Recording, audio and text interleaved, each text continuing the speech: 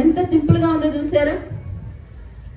మీరు 1000 కర్మలైనా చేసి ఉండొచ్చు, 1,00,000 పాపాలైనా చేసి ఉండొచ్చు, ఎన్నో తప్పుడు కార్యాలు చేసి ఉండొచ్చు. 100 జన్మలు, 1000 జన్మలు, 1,00,000 జన్మల్లో మీరు ఎన్నైనా చేసి ఉండొచ్చు.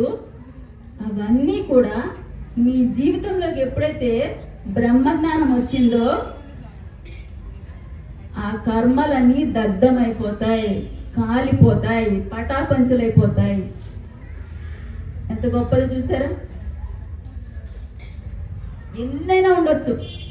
మీరు ఒకనొకప్పుడు మటన్ గుట్టు పెట్టి ఎన్నో జీవులను చంపి ఉండొచ్చు, లేకపోతే ఇంకా ఎన్నో ఇతరుల డబ్బులు మీరు దోచేసుకోవచ్చు, లేకపోతే ఇతర పిల్లల్ని తల్లిదండ్రుల నుంచి విడదీయచ్చు, భార్యాభర్తలను విడదీసి ఉండొచ్చు, లేకపోతే వాళ్ళని చంపొచ్చు, వీళ్ళని చంపొచ్చు, ఎన్నో చేసి ఉండొచ్చు.